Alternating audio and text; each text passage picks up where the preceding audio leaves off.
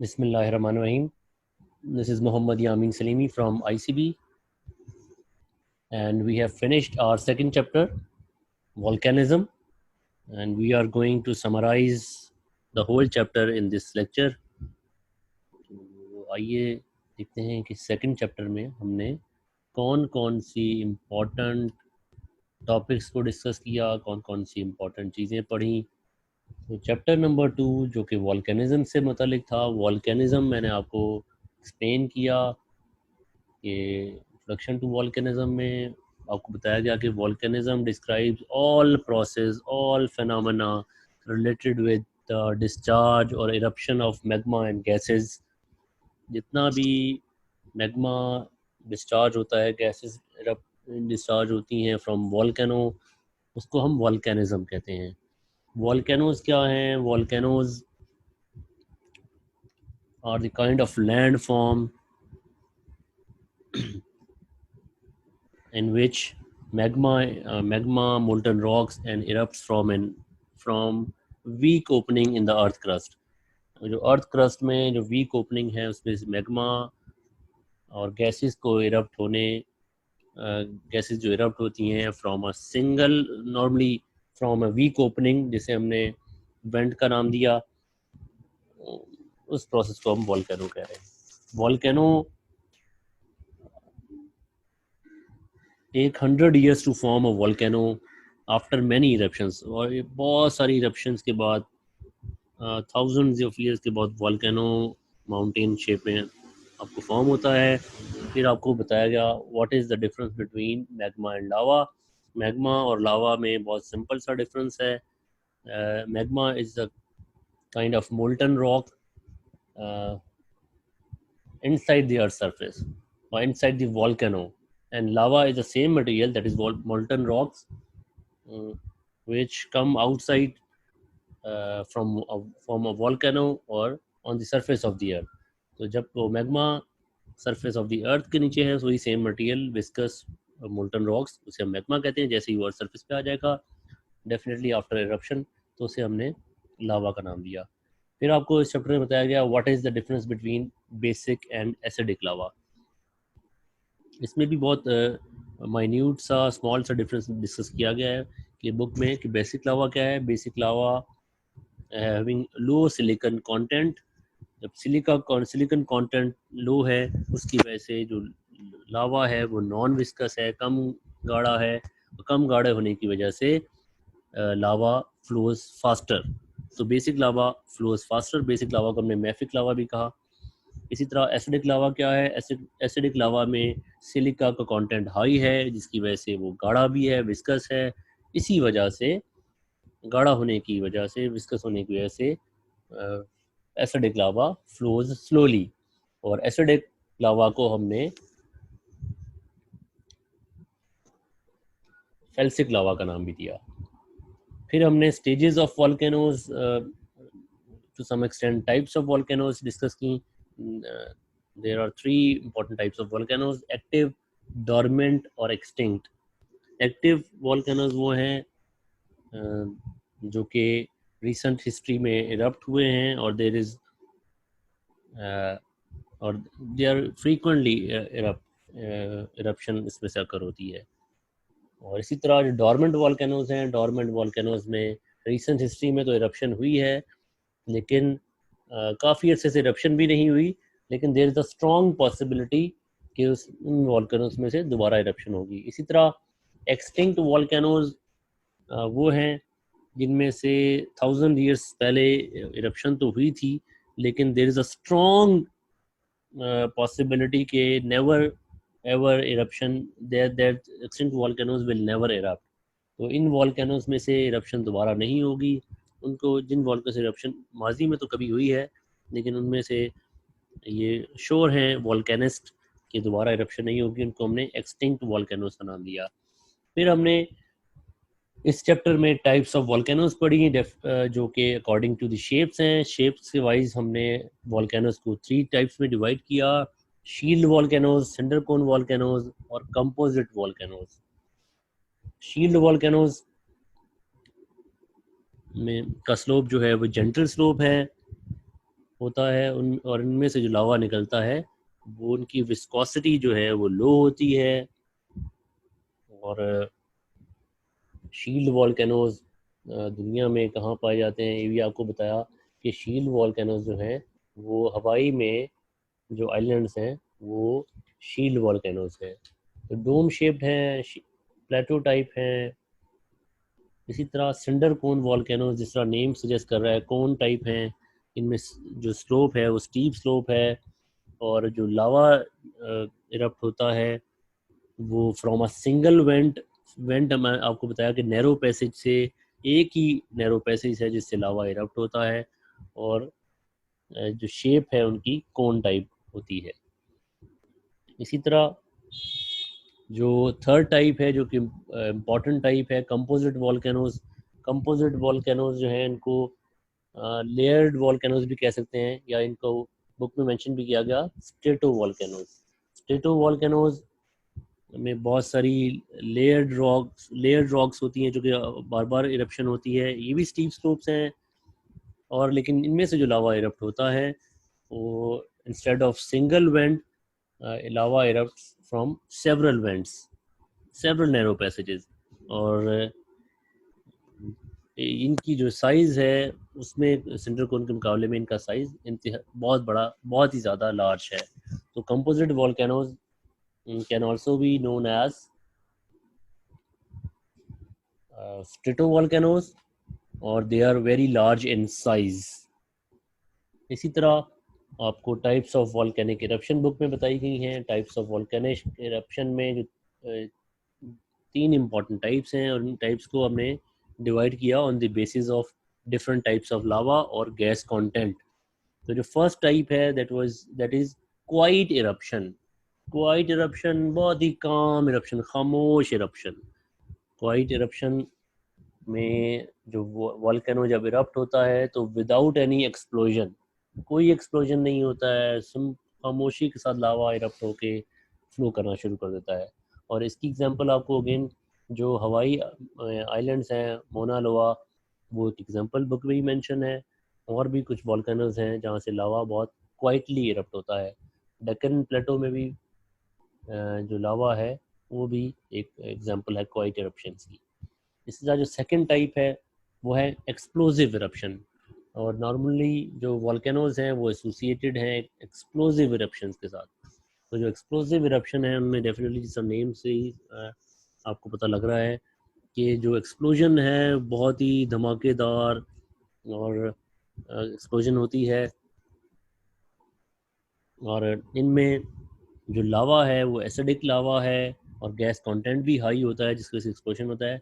Quite eruption में आपको बताना भूल गया, क्वाइट इरप्शन में जो लावा की टाइप है वो बेसिक लावा है और गैस कंटेंट बहुत ही थोड़ा है, गैस कंटेंट की काफ़ी थोड़ी है। इसी तरह एक्सप्लोजिव इरप्शन में डिफरेंट टाइप की मटेरियल, जो पायरोक्लास्टिक मटेरियल जिसमें लावा ऐश है, सिंडर है, लेपिली है, वॉल्केनिक बॉम्ब्स हैं, ये different types of pyroclastic material हैं। और इनकी जो इनको हमने डिफरेंट क्लासीफाई किया on the basis of their size. इसमें से लावा इरप्ट होता है। जो सबसे शदीद किस्म की जो वॉल्केनिक इरप्शन, एक्सप्लोजिव इरप्शन हुई है वो हिस्ट्री में कैराकोटा इंडोनेशिया में जो वॉल्केनोज हैं, वॉल्केनो है उसमें से सबसे शदीद किस्म की वॉल्केनिक इरप्शन हिस्ट्री में रिकॉर्ड की गई इन 1883। और ये मैंने आपको पिछले लेक्चर में भी बताया था कि सबसे ये जो एटॉमिक बॉम्ब हिरोशिमा और नागासाकी पे गिराए गए उनसे भी कई गुना शदीद किस्म की एक्सप्लोजन थी। तो थर्ड टाइप है वो है इंटरमीडिएट इरप्शन। इंटरमीडिएट इरप्शन में दोनों फीचर्स कंबाइन है। समटाइम्स ये क्वाइट इरप्शन होती है, समटाइम्स इनमें से एक्सप्लोसिव इरप्शन होती है। तो इनमें क्वाइट और एक्सप्लोसिव इरप्शन दोनों की खसूसियात पाई जाती हैं।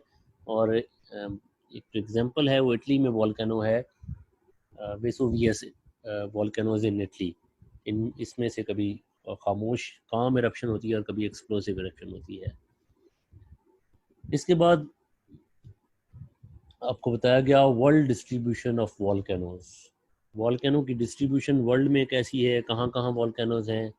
आपको बताया गया कि वॉल्केनोज जो हैं लैंड पे भी हैं, ओशन में भी हैं, और ज़्यादातर वॉल्केनोज कहाँ हैं, वो प्लेट टेक्टोनिक्स की जो बाउंड्रीज हैं, ज़्यादातर वॉल्केनोज वहाँ पाए जाते हैं। और कुछ वॉल्केनोज मिड प्लेट्स में भी होते हैं, जिन्हें इंट्रा प्लेट वॉल्केनोज कहते हैं। तो जो सबसे इम्पॉर्टेंट बेल्ट है वॉल्केनोज के हवाले से वो है सरकम पैसिफिक बेल्ट। सरकम पैसिफिक बेल्ट, जो फर्स्ट बेल्ट जिसको हमने रिंग ऑफ फायर या पैसिफिक रिंग ऑफ फायर का नाम दिया, ये जो सबसे इम्पोर्टेंट बेल्ट है इसको सरकम पैसिफिक बेल्ट कहते हैं। और इस पे तकरीबन 75% of the active volcanoes occur on this plate. तकरीबन 450 वॉल्केनोज, एक्टिव वॉल्केनोज इस इन प्लेट के अराउंड जो कंट्रीज़ हैं वहाँ वहाँ मौजूद हैं, जिसमें चिली है, ये मेक्सिको है, यूएसए, जो Alaska again state of USA, फिर जो जापान है, इंडोनेशिया, फिलीपाइंस, यहाँ ज़्यादातर एक्टिव वॉल्केनोज हैं। और इनमें से जो इम्पोर्टेंट एक्टिव वॉल्केनोज हैं, कुछ नेम्स भी मेंशन है जो मैं आपको बुक में मेंशन किए गए। उसमें माउंट पेरिक्यूटन है मेक्सिको में, इसी तरह माउंट फूजी जापान में, माउंट पिंटाबो मलेशिया में, और ये जो अभी जिसका जिक्र किया गया जो शदीद एक्सप्लोसिव किस्म का वॉल्केनो था, कैराकोटा इंडोनेशिया में। तो ये चंद एक्टिव वॉल्केनोज हैं इस पैसिफिक बेल्ट के अराउंड। और वैसे भी जितने भी आपको ये ऑरेंज ट्रायंगल से वॉल्केनोज को शो किए गए, बेशुमार आपको ऑरेंज ट्रायंगल्स यानी कि एक्टिव वॉल्केनोज इस बेल्ट के अराउंड, मैक्सिमम वॉल्केनोज आपको इसी Pacific ring of fire Pacific ocean के अराउंड नज़र आ रहे हैं। तो इस मैप से आप इजीली अंडरस्टैंड कर सकते हैं कि majority of the volcanoes occur around Pacific ocean. तो दूसरी जो बेल्ट है Mediterranean belt, that is also called mid continental belt. Mediterranean belt कहाँ है? अराउंड द मेडिटेरियन सी। और मेडिटेरियन सी की इंपॉर्टेंट कैरेक्टरिस्टिक्स आपको पहले ही बताई थी। Mediterranean sea is also called intercontinental sea, क्योंकि ये यूरोप, अफ्रीका और एशिया को कनेक्ट कर रहा है। तो जंक्शन पॉइंट है मेडिटेरियन सी। तो इस पैसिफिक मेडिटेरियन सी के अराउंड भी कुछ एक्टिव वॉल्केनोज आपको नज़र आ रहे हैं। इनमें जो स्पेशली जो इम्पोर्टेंट वॉल्केनोज हैं वो इटली में हैं, जिसमें दो नेम्स मेंशन भी हैं, माउंट एटना और माउंट वेसिगुअस। जो मैंने आपको बताया कि वेसिगुअस माउंटेन जो वॉल्केनोज हैं उसमें से कभी क्वाइट eruption होती है और कभी एक्सप्लोसिव eruption होती है, यानी कि इंटरमीडिएट वॉल्केनोज की वो एग्जांपल है, इंटरमीडिएट eruptions की। इसी तरह कुछ आपको वॉल्केनोज जो हैं वो ओशियंस में नज़र आ रहे हैं, जैसे ये जो, और इसी तरह कुछ वॉल्केनोज आपको यहाँ भी नज़र आ रहे हैं, माउंट किलिमंजारो तंजानिया में, यहाँ कोई प्लेट नहीं है। इसी तरह ये जो माउंट मोना लोआ है जो कि हवाई आइलैंड में है, ये इंट्रा प्लेट वॉल्केनोज, जिनको हॉटस्पॉट वॉल्केनोज भी कहते हैं, उनकी एग्जांपल्स हैं।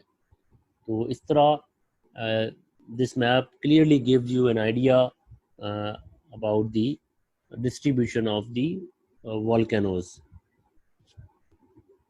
उसके बाद आपको इसमें पाकिस्तान के वॉल्केनोज के बारे में बताया गया कि पाकिस्तान में किस तरह के वॉल्केनोज हैं। पाकिस्तान में जो वॉल्केनोज हैं वो शुक्र अल्हम्दुलिल्लाह एक्टिव वॉल्केनोज, लावा मैग्मा वाले वॉल्केनोज नहीं हैं। पाकिस्तान में मड वॉल्केनोज हैं। मड वॉल्केनोज में ज़्यादातर मड इरप्ट होती है विद मिक्सचर ऑफ वाटर, और जो गैस इसमें है स्पेशली, इसमें तो सिर्फ मीथेन गैस स्पेशली इरप्ट होती है साथ साथ। लेकिन जो दूसरे वॉल्केनोज हैं मैग्मा लावा वाले, इसमें बहुत सारी पॉइजनस गैसेस हैं इसमें से, लेकिन मड वॉल्केनोज में स्पेशली मीथेन गैस मड के साथ इरप्ट होती है। तो पाकिस्तान में जो वॉल्केनोज हैं वो बलूचिस्तान में हैं मड वॉल्केनोज, लसबेला में, हिंगोल नेशनल पार्क में 3 वॉल्केनोज, जो 3 इम्पोर्टेंट वॉल्केनोज हैं चंद्रा गप के नाम से, चंद्रा गप 1, 2 और 3, और एक और वॉल्केनोज का जिक्र है जबले गुराब के नाम से। तो ये पाकिस्तान के जो वॉल्केनोज हैं वो मड वॉल्केनोज हैं। यहाँ टूरिस्ट पॉइंट ऑफ व्यू से भी लोग इस हिंगोल नेशनल पार्क को विज़िट करते हैं। इसी तरह आपको बताया गया कि जो वर्ल्ड में जो सबसे ज़्यादा कंसंट्रेशन है मड वॉल्केनोज की, वो सेंट्रल एशियन कंट्री है आज़रबाईजान। अज़रबैजान में बहुत सारे मड वॉल्केनोज हैं। यहाँ लेकिन माजी में से लावा वाली इरप्शन तो हुई है, लेकिन अब वो कन्वर्ट हो गए हैं मड वॉल्केनोज में। फिर impacts of volcanic eruption discuss किए हमने, नेगेटिव इम्पैक्ट्स भी और पॉजिटिव इम्पैक्ट्स भी। तो नेचुरल हैज़र्ड है वॉल्केनिक इरप्शन, तो नेचुरल हैज़र्ड्स के, कुदरती आफतों के बहुत सारे नेगेटिव इम्पैक्ट्स होते हैं। इसी तरह जो आपको लावा का मैंने टेम्परेचर बताया, तकरीबन लावा का जो टेम्परेचर है वो 1200 डिग्री सेंटीग्रेड है। तो जब ये लावा फ्लो करता है तो इसके रास्ते में जो जो चीज़ आती है वो सबको ये तबाह और बर्बाद कर देता है। तो डिस्ट्रॉयज एवरीथिंग, ठीक है, चाहे वो क्रॉप्स हों, चाहे वो बिल्डिंग्स हों, चाहे वो लोग हों, तो सब इससे मुतासर होते हैं। तो बहुत शदीद किस्म की तबाही होती है जब वॉल्केनो इरप्ट होता है। इसी तरह वॉल्केनो इरप्शन में बहुत सारी पॉइजनस गैसेस भी साथ इरप्ट होती हैं। पॉइजनस गैसेस से बहुत सारी बीमारियां भी जन्म लेती हैं, ख़ास तौर पे रेस्पिरेशन से रिलेटेड, रेस्पिरेटरी सिस्टम से रिलेटेड जितनी भी इलनेस हैं, डिजीज़ हैं, उससे ह्यूमन बींग्स भी मुतासर होते हैं और एनिमल भी। तो इस तरह ये जो पॉइजनस गैसेस हैं, they also cause air pollution. Air pollution से जो और फर्दर जो लिंक्ड प्रॉब्लम्स हैं वो भी इसमें इंक्रीज़ हो जाती हैं। इसी तरह आपको बताया कि और समटाइम्स उस एरिया का टेम्परेचर भी for a short period of time temperature भी इंक्रीज़ कर जाता है। तो समटाइम ग्लोबल वार्मिंग में भी बहुत स्लाइड सा रोल प्ले करती हैं वॉल्केनिक इरप्शंस। फिर पॉजिटिव इम्पैक्ट्स, पॉजिटिव इम्पैक्ट्स में जो ये लावा और ऐश जब बहुत सारे ज़मीन पे भी जब ये स्प्रेड आउट हो जाती है, इसमें इसकी जो सॉइल है वो, इसकी वजह से सॉइल जो है बहुत ज़्यादा फर्टाइल हो जाती है, क्योंकि बहुत सारे मिनरल्स भी साथ में आते हैं। तो fertile, very suitable for crop cultivation. ये जो सॉइल को बहुत फर्टाइल कर देते हैं। इसी तरह बहुत सारे एरियाज़ में न्यू आइलैंड इमर्ज हो जाते हैं, जो न्यू आइलैंड है वो क्रिएशन की हो जाती है। और इसी तरह आपको बताया गया कि जो हवाई आइलैंड हैं उनकी भी वजह, उनकी जो फॉर्मेशन है वो भी वॉल्केनिक इरप्शन की वजह से हुई। फिर ये जो हीट है, इनमें से जो हीट निकलती है उसकी वजह से जियोथर्मल एनर्जी भी प्रोड्यूस की जाती है मुख्तलिफ कंट्रीज़ में। फिर जो हॉट स्प्रिंग्स हैं, वार्म वाटर स्प्रिंग्स हैं, वो भी टूरिस्ट एक्टिविटी की वजह से भी आप किसी उन कंट्रीज़ पे भी पॉजिटिव इम्पैक्ट्स डालते हैं। फिर बहुत सारे जेम्स भी इरप्ट होते हैं, बहुत सारे मिनरल्स भी, यूज़फुल मिनरल इरप्ट होते हैं। और ये जो कंस्ट्रक्शन मटेरियल है उसका भी एक इम्पॉर्टेंट सोर्स है। वॉल्केनिक इरप्शन की वजह से जो मटेरियल आउट बाहर आता है उसकी वजह से कंस्ट्रक्शन के लिए भी काफ़ी सूटेबल है। और कुछ लोग एसोसिएट करते हैं ये जो वार्म वाटर स्प्रिंग्स हैं, हॉट स्प्रिंग्स हैं, कुछ लोगों का ख्याल है कि इससे बहुत सारी जो डिजीज़ हैं, जॉइंट रिलेटेड या स्किन डिजीज़ हैं, वो भी क्योर होती हैं, उनका भी इलाज इससे होता है। इसी तरह फिर आपको बताया गया dangers of living near volcanoes.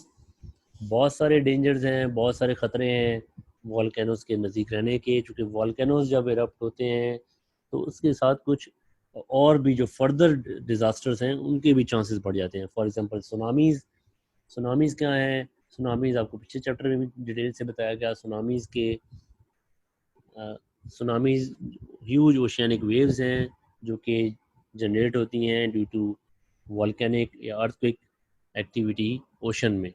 और ओशन में वॉल्केनिक करप्शन होगी या अर्थक्वेक एक्टिविटी होगी तो उससे सुनामी जनरेट होता है। तो सुनामी भी जनरेट होते हैं। अभी आपने ये जो अक्रंस देखी वॉल्केनोज की, वो पैसिफिक ओशन के अराउंड है, मेडिटेरियन सी के अराउंड है।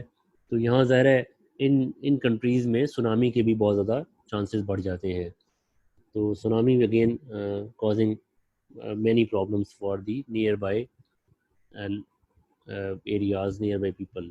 इसी तरह मड स्लड के लैंडस्लाइड के चांसेस भी बढ़ जाते हैं वॉल्केनिक इरप्शन की वजह से। और अर्थक्वेक की भी आपको बताया गया था, अर्थक्वेक एक्टिविटी की वजह से, अर्थक्वेक भी मे बी दो इम्पोर्टेंट रीज़न मेंशन है, एक तो है प्लेट बाउंड्रीज, प्लेट टेक्टोनिक्स की मूवमेंट, और दूसरी है वॉल्केनिक इरप्शन। तो वॉल्केनिक इरप्शन की वजह से अर्थक्वेक, वॉल्केनिक इरप्शन की वजह से अर्थक्वेक्स भी आते हैं। तो again earthquake is one of the major natural hazards, और उसकी वजह से भी बेशुमार नुकसान होता है। इस तरह और एक मैंने आपको एग्जांपल दी कि वॉल्केनोज के पास रहना ऐसा ही है कि आप किसी वाइल्ड एनिमल या ड्रैगन, स्लीपिंग ड्रैगन के पास आप रह रहे हैं। कभी भी वो उठ सकता है, कभी भी वॉल्केनो इरप्ट हो सकता है, जिसकी वजह से आपको शदीद किस्म की अफरा तफरी या डिस्टर्बेंस होती है कि आधी रात को ही वॉल्केनो इरप्ट हो गया है, तो आप इनकी प्रॉपर्टी का लॉस भी है और आपका लाइफ लॉस भी हो सकता है। फिर आपको प्रिकॉशंस बताइए कि क्या क्या प्रिकॉशंस करनी चाहिए, कौन कौन से प्रिवेंटिव मेजर्स हैं जो कि लेने चाहिए volcanic corruption, during volcanic corruption. उसमें आपको कुछ चीज़ें डिस्कस की गई कि एक तो जिन कंट्रीज़ में भी वॉल्केनिक करप्शन होती है उनमें एक तो या जिस तरह की जितनी भी नेचुरल डिजास्टर है उनके लिए उन कंट्रीज़ में एक डिज़ास्टर प्लान होता है, बनना चाहिए डेफिनेटली, ताकि जब भी इरप्शन हो तो क्या क्या करना चाहिए। फिर आप फर्स्ट एड किट लाजमी घर में होनी चाहिए, ताकि कुछ छोटे मोटे जो मामूली ज़ख्म है, इंजरीज़ हैं, उनको फौरी जो है उसका बंदोबस्त किया जा सके। फिर इसी तरह जो इवैक्यूएशन ऑर्डर्स हैं अथॉरिटीज़ की तरफ से, गवर्नमेंट की तरफ से, उनको डेफिनेटली फॉलो करना चाहिए। उसमें बिल्कुल सुस्ती नहीं करनी चाहिए कि वैसे मैंने आपको ये भी बताया था कि वॉल्केनो इरप्शन अर्थक्वेक एक्टिविटी से इन अ सेंस थोड़ी सी डिफरेंट इसलिए है कि अर्थक्वेक एक्टिविटी तो बहुत ज़्यादा सडन है, लेकिन वॉल्केनिक इरप्शन में वो जो वॉल्केनिस्ट हैं वो समटाइम्स थोड़ा सा अर्ली प्रेडिक्ट कर देते हैं कि नेक्स्ट मंथ में, आफ्टर 2 मंथ्स में इरप्शन एक्सपेक्टेड है। इसलिए थोड़ी सी सेफ्टी इसमें कुदरत ने रखी है। तो इसके अलावा फुल स्लीव शर्ट पहननी चाहिए, तो कि टेम्परेचर बहुत ज़्यादा होता है तो आपकी जो स्किन बर्न है वो भी उससे भी बच सकें। तो इसी तरह मास्क डेफिनेटली, मास्क का इस्तेमाल भी ज़रूर करना चाहिए, क्योंकि बहुत सारी पॉइजनस गैसेज हैं, वो इनहेल ना हो सांस लेते हुए। इसी तरह आइज़ कवर करें, और जो ऐश है आपकी, जो रूफ पे, बिल्डिंग्स पे, जो छतों पे जो ऐश पड़ जाती है बहुत, और जो डिफरेंट किस्म का पायरोप्लास्टिक मटेरियल है वो आ जाए, तो उसको इमीडिएटली रिमूव कर देना चाहिए, ताकि बिल्डिंग्स या जो घर हैं वो कोलैप्स ना करें। तो इस तरह चैप्टर 2 का हमने इख्तिताम किया है। उम्मीद है, और एक ख़ास तौर पे इस लेक्चर में इसको हमने तमाम जितनी भी पूरा चैप्टर था उसको समराइज़ कर दिया है।